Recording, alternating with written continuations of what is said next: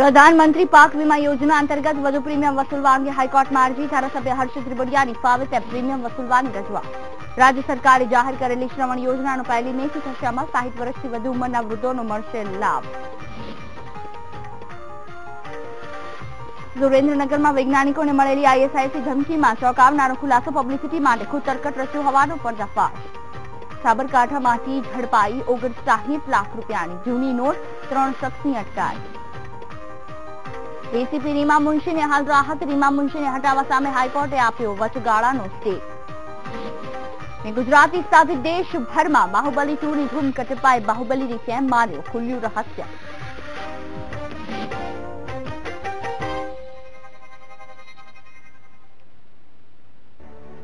નમસ્કાર, VTV news સાથે હું છું જુહી. વાત કરીએ પ્રધાનમંત્રી પાક વીમા યોજના અંતર્ગત વધુ પ્રીમિયમ વસૂલવા અંગે હાઈકોર્ટમાં અરજી થઈ છે, જેના પગલે હાઈકોર્ટે રાજ્ય સરકારને નોટિસ ફટકારી છે. મળતી માહિતી પ્રમાણે કોંગ્રેસના વિસાવદરના ધારાસભ્ય હર્ષદ રીબડિયાએ હાઈકોર્ટમાં અરજી કરી છે. SBI બેંકે સૌરાષ્ટ્રના લાખો ખેડૂતો પાસેથી 10 થી 15,000 રૂપિયા વસૂલ્યા છે. બેંકે મન ફાવે તેમ પ્રીમિયમ ખેડૂતો પાસેથી વસૂલી ઉઘાડી લૂંટ ચલાવી. હર્ષદ રીબડિયાની અરજીના પગલે હાઈકોર્ટે પણ સખત વલણ અપનાવતા રાજ્ય સરકારે નોટિસ ફટકારી આ અંગે જવાબ આપવા માટે જણાવ્યું. સાથે જૂનાગઢ કલેક્ટર અને SBI બ્રાન્ચને પણ હાઈકોર્ટે નોટિસ ફટકારી છે.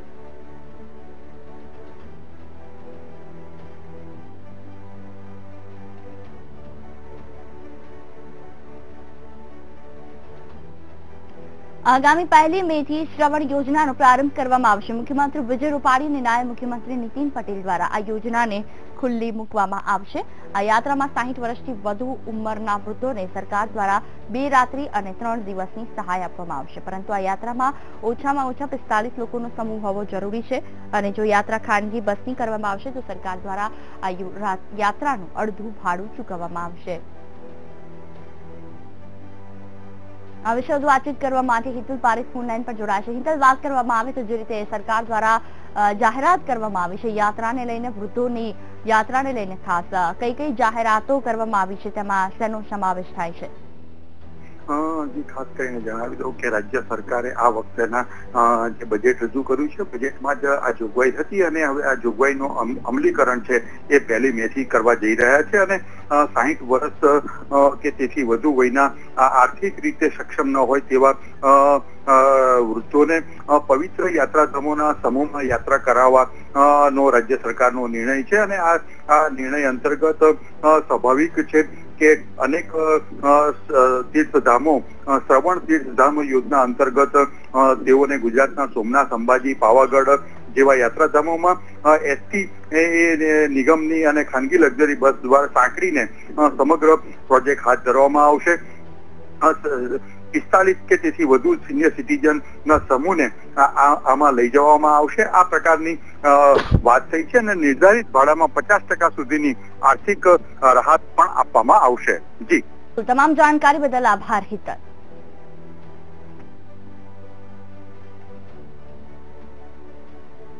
તો સુરેન્દ્રનગરમાં વૈજ્ઞાનિકોને મળેલી ISIS ધમકી અને તે બાદ થયેલા કેમિકલ અટેકમાં ચોંકાવનારો ખુલાસો સામે આવ્યો. ડોક્ટર પર ન તો કોઈ પ્રકારનો હુમલો થયો હતો કે ન તો કોઈ પ્રકારની ISISની ધમકી મળી હતી, પરંતુ ડોક્ટર મુકેશ શુક્લાએ પબ્લિસિટી માટે આ બધું તરકટ રચ્યું હોવાનું સામે આવ્યું છે.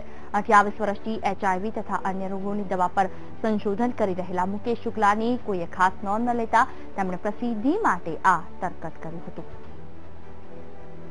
ડોક્ટરને રૂબરૂ બોલાવી અને પૂછપરછ કરતા ડોક્ટરે જણાવેલ કે તેઓએ આશરે 28 વર્ષ સુધી સંશોધન કરી સમાજની સેવા કરેલી, તેમ છતાં સમાજ દ્વારા કોઈ નોંધ નહીં લેવાઈ અને આ બધી બાબતોથી મેન્ટલ ફ્રસ્ટ્રેશનમાં આવી જઈ અને પોતે આ કૃત્ય જાતે કરેલું હોવાની હકીકત જણાવેલ. અને આ જે તમામ કામગીરી છે સાયબર સેલના PSI YM ગોહિલ અને PSI જિંજુવાડીએ ખૂબ સખત મહેનતથી અને ટેકનિકલ તમામ એસ્પેક્ટને ચકાસી નેટવર્કિંગનો ઉપયોગ કરી અને ડિટેક્ટ કરેલ છે.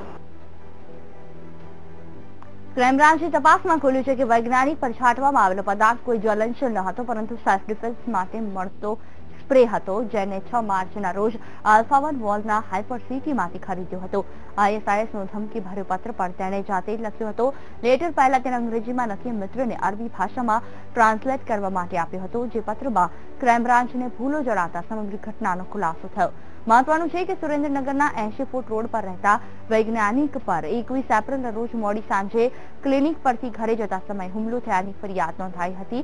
તો 14 માર્ચના રોજ આરોપી ડોક્ટર મુકેશ શુક્લાએ અરબી ભાષામાં ધમકી ભર્યો પત્ર લખ્યો હતો.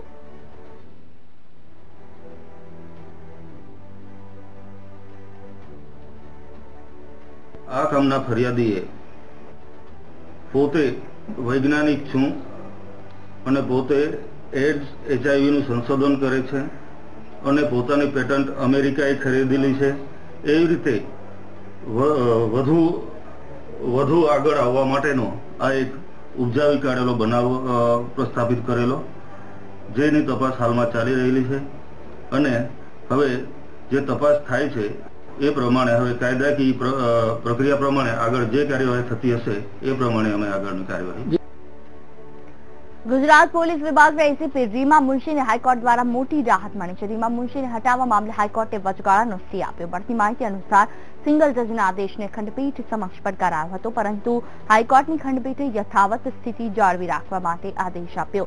મહત્વનું છે કે રીમા મુનશી પાસે પોતાના પદ માટે જરૂરી ફિઝિકલ સ્ટાન્ડર્ડ ન હોવાનો દાવો કરતી એક અરજી હાઈકોર્ટમાં થઈ, જે બાદ હાઈકોર્ટની સિંગલ જજની બેન્ચે રીમા મુનશીને પદ પરથી દૂર કરવાનો આદેશ આપ્યો હતો.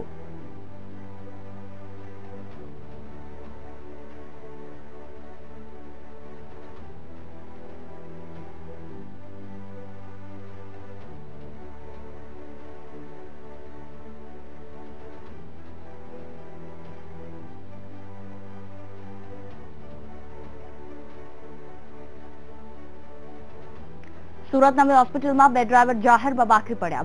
મૃતદેહને શવવાહિનીમાં લઈ જવા બાબતે ડ્રાઈવર જીતુ અને સલમાન સામસામે આવી ગયા અને જાહેરમાં બાખડી પડ્યા. તો પોલીસની PCR વાનમાં પણ બંને ડ્રાઈવર ફરી બાખડ્યા હતા.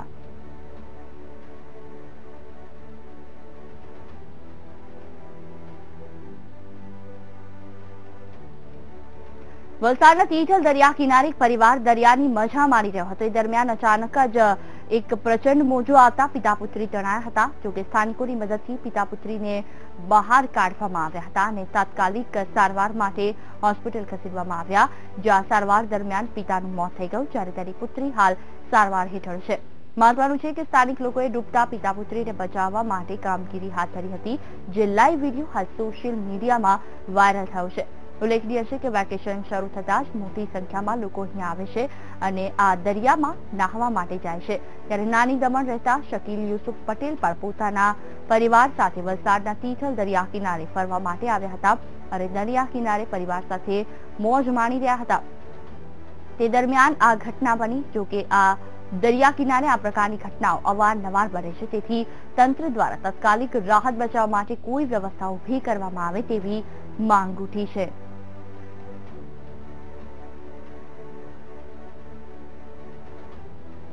સાબરકાંઠામાં ₹59 લાખની જૂની ચલણી નોટ ઝડપાઈ છે. વડાલી નજીકથી પોલીસે એક કારમાંથી જૂની નોટ કબજે કરી. આ ગુનામાં પોલીસે 3 શખ્સોની અટકાયત કરી છે. અમદાવાદથી ગાડી લઈ 3 શખ્સો જૂની ચલણી નોટ બદલવા વિનાયક હોટેલ ખાતે આવવાના હોવા અંગેની માહિતી મળી હતી, જેના આધારે પોલીસે વોચ ગોઠવી. આ દરમિયાન બાતમી અનુસાર કાર આવી હતી, જેની તપાસ કરતા 500 અને 1000ના દરની 58 થી 86 લાખ 500 રૂપિયાની જૂની નોટ મળી આવી. પોલીસે જૂની નોટ સાથે 3 લોકોની ધરપકડ કરી. પકડાયેલ આરોપી મુસ્તકીમે ₹20,000ની ટકાવારી નક્કી કરી. મીડિયેટર આરોપી યાકુબ મારફતે વડાલીના શૈલેષ નામના શખ્સ સાથે જૂની નોટ બદલવા ડીલ કરી. ડીલ પ્રમાણે મુસ્તકીમ અને તેનો મિત્ર ગાડી લઈ વડાલી આવ્યા હતા, જ્યારે યાકુબ પર પોતાની કાર લઈ શૈલેષ નામના શખ્સ સાથે વિનાયક હોટેલ પર આવ્યો હતો. જો કે પોલીસ આવી ચડતા શૈલેષ નામનો શખ્સ ત્યાંથી નાસી છૂટ્યો હતો. પોલીસે ગુનામાં વપરાયેલી કાર સાથે 3 લોકોની ધરપકડ કરી છે. 30 કલાકે આ બંને ગાડીઓ ત્યાં આવતા તેમને કોર્ડન કરી અને અંદર ગાડી ચેક કરતા ઝાયલો ગાડીમાંથી કુલ 58,86,500 રૂપિયા જે જૂની રદ કરેલી નોટો મળી આવી. તે બાબતે ગાડીમાં બેઠેલ ડ્રાઈવર મુસ્તકીમ ફરીદ મિયા આબુવાલા રહે દરિયાપુર અમદાવાદની પૂછતો પોતે પોતાની નોટો હોવાનું જણાવે છે અને બાજુમાં બેઠેલો ઈસમ એના સાથે ફરવા આવેલો હોવાનું જણાવતો હતો અને તેને ફરી પૂછતો કે આ નોટો તારીખ ક્યાં આપવાની છે તો એને એવું કીધું કે મહિન્દ્રા વેરેટો ગાડીવાળા યાકુબભાઈ છે એમને મારે આપવાની હતી. સાબરકાંઠા ક્રેડિટ સોસાયટી કૌભાંડ મામલે માસ્ટરમાઇન્ડ રાકેશ અગ્રવાલે કોર્ટમાં રજૂ કરાયો. આરોપી બોબીના 12 દિવસના રિમાન્ડ મંજૂર થયા છે. ઉલ્લેખનીય છે કે અર્બુદા કોઓપરેટિવ ક્રેડિટ સોસાયટીના કરોડોના ઉઠામણાના મામલે આરોપી રાકેશ અગ્રવાલની ટ્રાન્સફર વોરંટથી ધરપકડ કરવામાં આવી. સીઆઈડી ક્રાઇમે આબુકોટ પાસેથી કસ્ટડી મેળવી હિંમતનગરમાં નોંધાયેલા ગુના અંતર્ગત ધરપકડ કરી.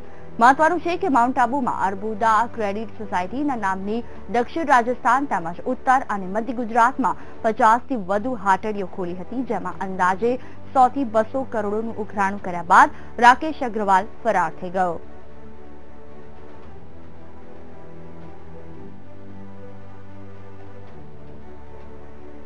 બનાસકાંઠાના છાપીમાં સીઆઈડી ક્રાઇમ બ્રાન્ચ દ્વારા 2 દુકાનો પર દરોડા પાડવામાં આવ્યા. કોપીરાઇટ મુદ્દે સીઆઈડી ક્રાઇમ બ્રાન્ચે દરોડા પાડ્યા હતા, જેમાં ભરતા નામ મુદ્દે તપાસ હાથ ધરવામાં આવી. ઠંડા પીણાની દુકાનો પર દરોડા પાડવામાં આવ્યા. ક્રાઇમ બ્રાન્ચે આ દરોડામાં 4.41 લાખ રૂપિયાનો મુદ્દામાલ જપ્ત કરી વધુ તપાસ હાથ ધરી છે.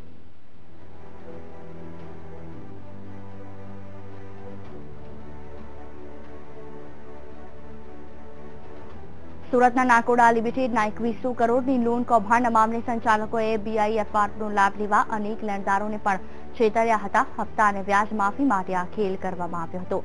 માલ સામે માલની ખરીદી બતાવી પણ ફિઝિકલ ડિલિવરી થઈ નહીં. પેમેન્ટના બદલે લેણદારોને બિલ પકડાવી દેવામાં આવ્યા હતા. સુરતમાં આસારામ આશ્રમ જમીન વિવાદ મામલે રૂપિયા 17.3 કરોડ વસૂલવા સરકારે ભલામણ કરી છે. રાજ્યમાં આસારામની તમામ જમીનો પર બોજો દાખલ કરાશે. આ કેસમાં 30 દિવસની મુદત હોવા છતાં રૂપિયા નહીં ભરાતા કાર્યવાહી કરવામાં આવી છે. ઉલ્લેખનીય છે કે આસારામ આશ્રમે સરકારી જમીન પર 10 વર્ષથી કબજો કર્યો હતો, જેને લઈને સુરત કલેક્ટરે જમીન પર બોજો દાખલ કરવા સર્ક્યુલર બહાર પાડ્યો હતો. પાટણ પાસે અકસ્માતનો બનાવ બન્યો. અકસ્માત જીપ અને ટેન્કર વચ્ચે થયો હતો, જેમાં 3 લોકોના મોત થઈ ગયા અને 7 લોકો ઘાયલ થયા હતા. સાંતલપુરના મોટી પીપણી નજીક આ અકસ્માત થયો. ઈજાગ્રસ્તોને સારવાર હેઠળ ધારપુર હોસ્પિટલ ખસેડવામાં આવ્યા હતા.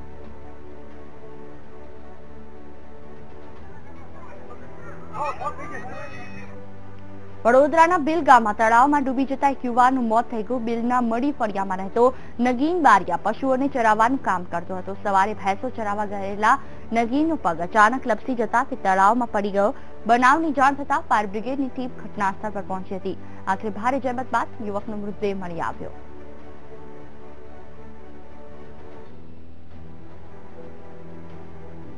જામનગરમાં બિનવારસી હાલતમાં 3 માસનું શિશુ મળી આવ્યું. ફલ્લા ગામથી આ શિશુ મળી આવ્યું છે. સ્થાનિકોએ આ બાળકને ધ્રોલ હોસ્પિટલ ખસેડ્યું છે. આ અંગે પોલીસે વધુ તપાસ હાથ ધરી છે.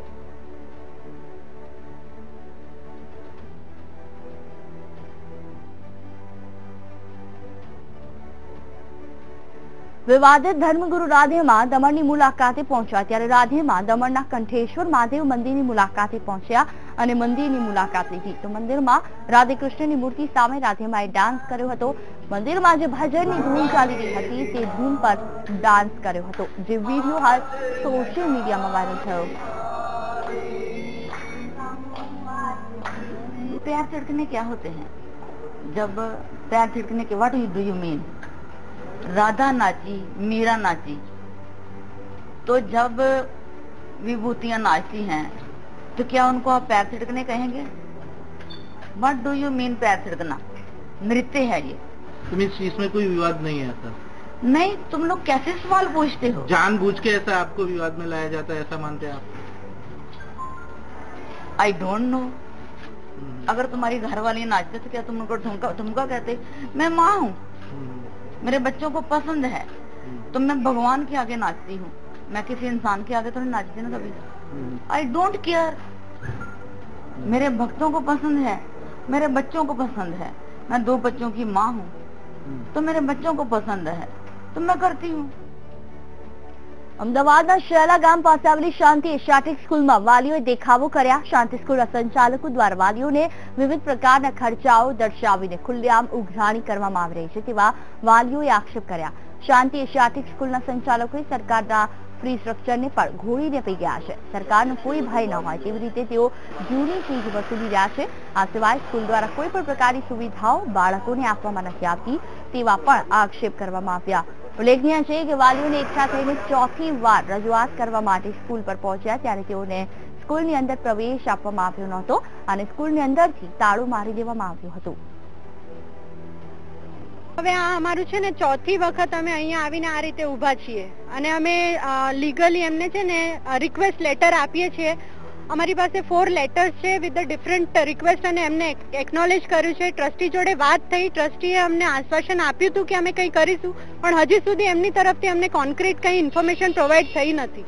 ટ્રાન્સપોર્ટના ચાર્જીસ છે અલગ અલગ વિસ્તારમાં. હું જેમ કે સાઉથ બોપલમાં છું તો મને લગભગ 1600-1700 રૂપિયા દર મહિને પડે છે અને કેન્ટીનના વર્ષે 11,000 રૂપિયા ચાર્જીસ છે અને ફીસ જે છે એ મારા 4th સ્ટાન્ડર્ડમાં સન છે એની 67,000ની ફીસ છે.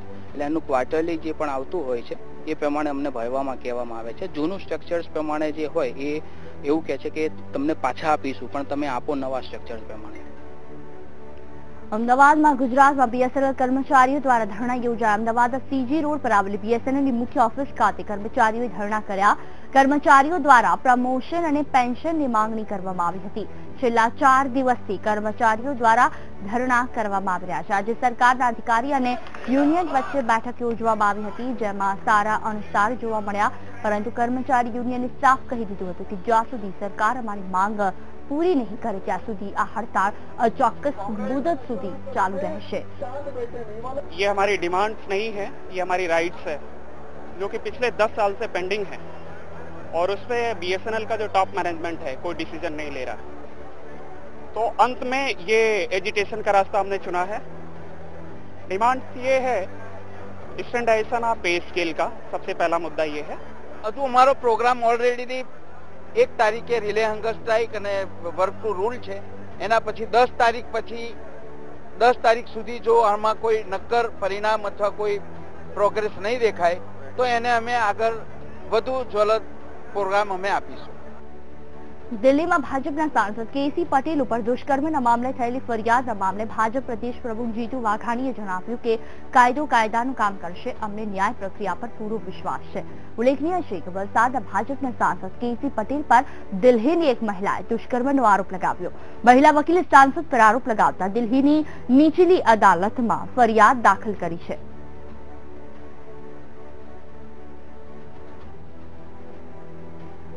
મને પણ માધ્યમો દ્વારા જાણવા મળ્યું છે કોર્ટ કેસ થયો છે અને આપણે સૌને ન્યાયિક પ્રક્રિયા ઉપર વિશ્વાસ છે. કોર્ટ અને કાયદો કાયદાનું કામ કરશે. નલિયાકાંડ બાદ ભાજપ માટે વધુ એક ઝટકા સમાન ઘટના બની. ભાજપના વલસાડના સાંસદ ડોક્ટર કેસી પટેલ સામે દિલ્હી કોર્ટમાં મહિલા વકીલે બળાત્કારની ફરિયાદ નોંધાવી. આ અંગે પ્રતિક્રિયા આપતા ભાજપના પ્રદેશ ઉપાધ્યક્ષ શાયકી જાડેજાએ ઘટનાને નિંદનીય ગણાવી હતી. સાથે જ આ અંગે આગામી દિવસોમાં કેન્દ્રીય નેતૃત્વ પગલાં લેશે એવો આશાવાદ પણ વ્યક્ત કર્યો. પણ આજે મીડિયાના માધ્યમો દ્વારા જાણ્યું છે પાર્ટીમાં એની યોગ્ય પ્રકારની જે કંઈ માહિતીઓ આવશે, માહિતી પછી જે કંઈ ઉચિત કાર્યવાહી કરવાની સત્તા એ સાંસદ છે.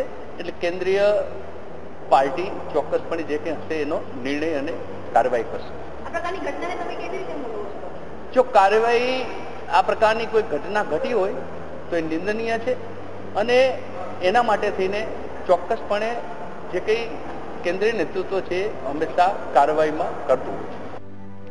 રાજ્યના જીઆઈએસએફના 5000 જવાનોના મામલે હાઈકોર્ટમાં રાજ્ય સરકાર સામે થઈ કન્ટેમ્પ્ટ અરજી કરવામાં આવી. જેમાં અરજદારે કહ્યું કે 2016 ઇન્ડસ્ટ્રીયલ ટ્રિબ્યુનલના આદેશનું પાલન નથી થયું. આ સિવાય જવાનોને 2100 રૂપિયાનો પગાર વધારે ચૂકવવા માટેનો પણ ઉલ્લેખ કરવામાં આવ્યો. ત્યારબાદ હાઈકોર્ટે હોમ સેક્રેટરીને નોટિસ ફટકારી. સાથે જ હાઈકોર્ટે જીઆઈએસએફના સીઈઓને નોટિસ ફટકારી છે.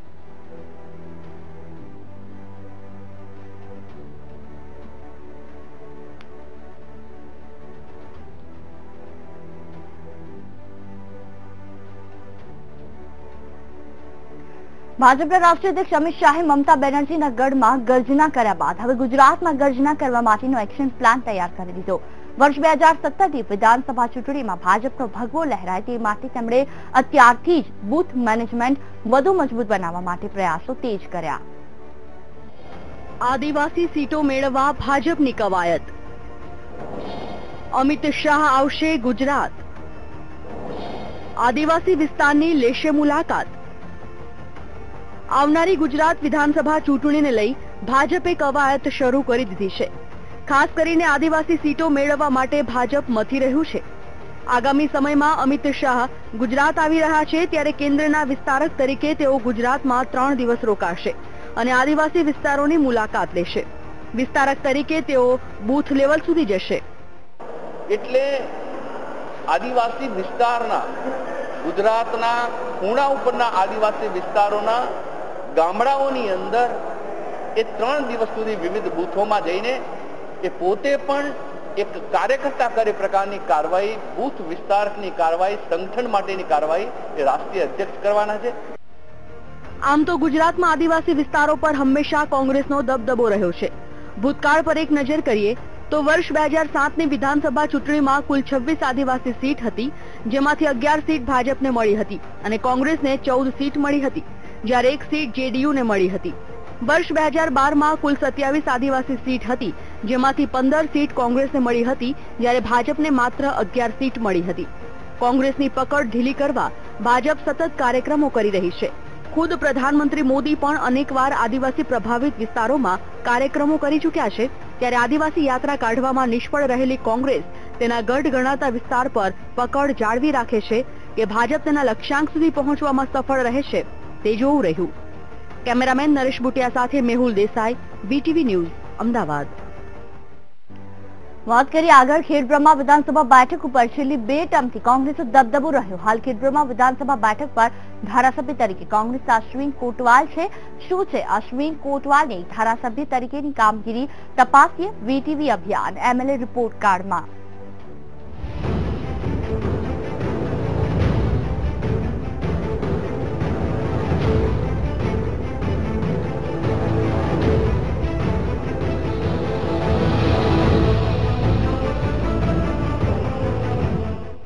રાજ્યની પૂર્વ પટ્ટીમાં આવેલી અરવલ્લી ગિરિમાળાઓમાં આવેલ ખેડબ્રહ્મા વિધાનસભા બેઠક કોંગ્રેસ પ્રભુત્વની બેઠક છે. છેલ્લી 2 ટર્મથી કોંગ્રેસના ધારાસભ્ય તરીકે અશ્વિન કોટવાલ વિજયી બને છે. વર્ષ 2012માં અશ્વિન કોટવાલે ભાજપના ભોજાભાઈ મકવાણાને 50,138 મતોની સરસાઈથી હાર આપી હતી. વર્ષ 2012ની ચૂંટણી જીતવા અશ્વિન કોટવાલે લોક વિકાસના અનેક વચનો આપ્યા હતા. MLA તરીકે છેલ્લી 2 ટર્મથી જીતા અશ્વિન કોટવાલને ધારાસભ્ય તરીકે વાર્ષિક કેટલી ગ્રાન્ટ મળે છે તે ખબર નથી. મને ગુજરાત વિધાનસભાના ધારાસભ્ય તરીકે મારું આ 9મું વર્ષ ચાલુ છે. મારા ધારાસભ્ય ફંડ તરીકે મને દર વર્ષે 50 લાખ રૂપિયા મળે છે. અશ્વિનભાઈ જે કહે પણ હકીકત એ છે કે રાજ્ય સરકાર ધારાસભ્યને વાર્ષિક ગ્રાન્ટ તરીકે રૂપિયા 1 કરોડ ફાળવે છે. છેલ્લા 4.25 વર્ષમાં એક ધારાસભ્ય તરીકે અશ્વિન કોટવાલે પોતાના મતક્ષેત્રમાં આ કર્યા છે વિકાસના કાર્યો. એ મોટા પ્રમાણમાં 100% મેં બ્રિજોનું પણ કામ કર્યું છે. દલિત વિસ્તારની અંદર રસ્તાઓ નતા, દલિત મહોલ્લાની અંદર દલિત સમાજ માટેના હોલ નતા. બક્ષી સમાજ માટેના જે હોલ બનાવવા જોઈએ, બક્ષી સમાજની જે યોજનાઓ મળવી જોઈએ, દલિત સમાજની જે યોજના મળવી જોઈએ, આદિવાસી સમાજની જે યોજના મળવી જોઈએ, એ યોજનાઓનો પૂરો જો લાભ આપ્યો તો મેં મારા મત વિસ્તારની અંદર મેં આપ્યો છે. અશ્વિન કોટવાલના વિકાસ દાવાનો પર્દાફાશ કરે છે તેમના વર્ષ 2012ની ચૂંટણીના પ્રતિસ્પર્ધી અને ભાજપના નેતા. ભાજપના કામો સરકાર જે આપે છે એ એમના નામે ચડાવી દે છે અને લોકોના જે કઈ વચનો આપ્યા હતા એ વચનો હજુ સુધી કોઈને પૂરા કર્યા નહીં. 10માંથી તો 2 જ માર્ક મળે. સ્થાનિકોમાં એવી છાપ પ્રવર્તે છે અશ્વિન કોટવાલે પોતાના મતક્ષેત્રમાં વિકાસ કાર્યો કરવામાં ઢીલ રાખી છે. વિકાસ કાર્યમાં ઢીલ રાખવાની સાથે સાથે કેટલાક વિસ્તાર પ્રત્યે ભેદભાવ પણ રાખ્યો છે. તેમને અમારા વિસ્તારમાં ઓછું કર્યું છે અને વિજયનગરમાં વધારે કર્યું. તો એમને અમારા વિસ્તારમાં કરવું જોઈએ પણ એમને કર્યું નથી. જે ગ્રાન્ટો જે આવે છે એ વિજયનગર તરફ વધારે જાય છે, ખેડબ્રહ્મામાં થોડી ઓછી વપરાય છે અને મારે એમની ભલામણ છે કે વધારે જે ગ્રાન્ટ ફાળવે તે ખેડબ્રહ્મામાં ફાળવે અને વિકાસ કરે. 10માંથી માર્ક આપવાના 6 માર્ક. સ્થાનિકો માને છે કે અશ્વિન કોટવાલે ખેડબ્રહ્મા વિસ્તારની સાથે ભેદભાવ ભર્યું વલણ દાખવ્યું છે. ભેદભાવની સાથે સ્થાનિક સ્તરે રોજગારીના પ્રશ્ને પણ અશ્વિન કોટવાલે કંઈ નક્કર કાર્ય કર્યું નથી. અમારા ધારાસભ્ય અશ્વિન કોટવાલ જે 10 વર્ષથી ચૂંટાયા છે, એમનો પ્રોબ્લેમ એ છે કે રોજગારીનો પ્રોબ્લેમ રહે છે, કારણ કે અમારે સ્ટડી માટે જવું હોય તો 150 કિલોમીટર એટલું દૂર જવું પડે છે. આ સાથે દૂર અંતરિયાળ વિસ્તારમાં પણ હજી પ્રાથમિક સુવિધાના પ્રશ્નોની લોક ફરિયાદો મોટા પાયે છે. અમારા અંતરિયાળ વિસ્તારમાં કોઈ પાણી અને ગટર અને સંડાસ બાથરૂમ જાજરૂ બાથરૂમ એવું કશું ગ્રાન્ટો ચૂકવાઈ ગઈ છે, છતાં હજી સુધી કોઈ જાજરૂ બાથરૂમ કે એવું કશું ઊભું થયું નહીં. 10માંથી માર્ક આપવામાં તો 2 થી 3 આપવામાં. પોતાના મતક્ષેત્રના વિકાસ માટે પૂરેપૂરી ગ્રાન્ટનો ઉપયોગ અશ્વિન કોટવાલ કરે છે, પણ સ્થાનિક સ્તરે રોજગારી, પ્રાથમિક સુવિધાના પ્રશ્નોનો ઉકેલ લાવતા હોવાથી નાગરિકો તેમને આપે છે 10માંથી 4 માર્ક. છેલ્લી 2 ટર્મથી ચૂંટણી જીતતા અશ્વિન કોટવાલે ગ્રાન્ટ વાપરવામાં ભેદભાવ રાખતા વર્ષ 2017ની ચૂંટણી પડકારરૂપ બની શકે તેમ છે. ખેડબ્રહ્માથી દેવ ગોસ્વામી સાથે અમદાવાદથી પરેશ દવે, વીટીવી ન્યૂઝ.